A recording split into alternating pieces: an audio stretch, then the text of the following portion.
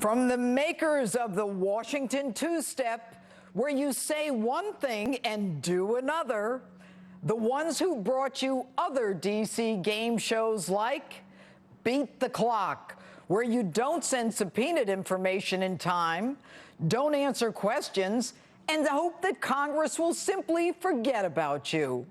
Like What's My Line, where they tell you what to say, how to say it, and then when all else fails, to plead the fifth.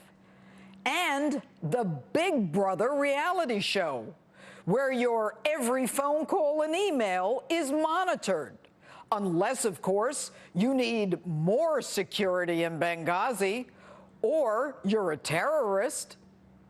Hello and welcome to Justice. I'm Judge Jeanine Pirro. Thanks for being with us tonight. One of the most popular D.C. game shows today is To Tell the Truth, or To Not Tell the Truth. My favorites? The anti-Muslim video caused the spontaneous protest in which 4 Americans were killed. No one changed any of the talking points. We never sent assault rifles to Mexico. We never have the IRS target people because of religious or political beliefs. It's just a few rogue agents in Cincinnati. We never seize reporters' records or violate the First Amendment. Some notable scenes from To Tell the Truth or Not. In over his head holder perjures himself before Congress. That is not something that I've ever been involved in, heard of, or would think would be a wise policy. We now know that was a bold-faced lie. Not only was he briefed, he actually approved the search warrant request and then judge-shopped to find a judge to circumvent the Constitution. And clueless James Clapper, he lies to Congress about the NSA.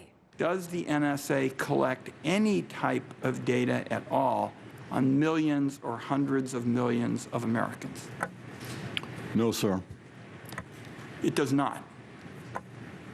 Not wittingly. In this game show, if you get caught and then apologize for lying, you get away with perjury. Now, one of the most memorable scenes, Leon Panetta lies about troops not able to get to Benghazi in 8 hours. Time, distance, the lack of an adequate warning, events that moved very quickly on the ground prevented a more immediate response. More immediate response? You never even showed up. And since you didn't know how long the fight would last, it proves that you never intended to send help in the first place. And here's another one of my Panetta favorites. You don't deploy forces into harm's way without knowing what's going on, without having some real-time information about what's taking place. Shame on you. You don't deploy forces in harm's way? What do you think war is?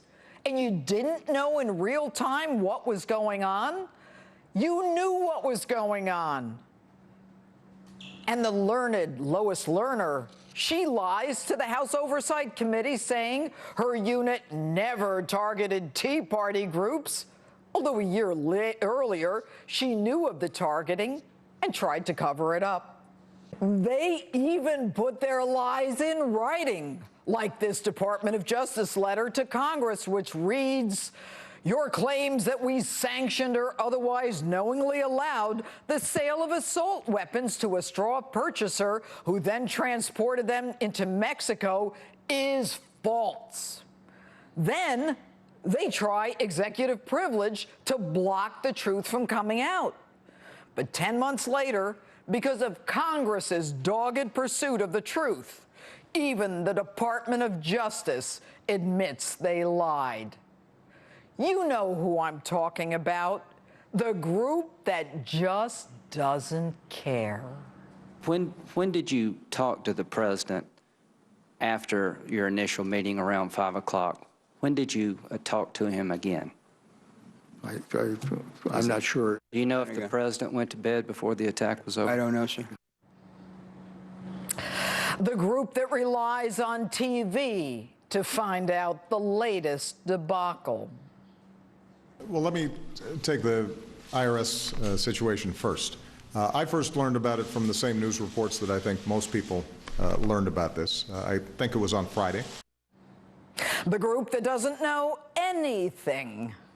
I was not personally aware of any request. We did not know. And it was really over before, we had the opportunity to really know what was happening.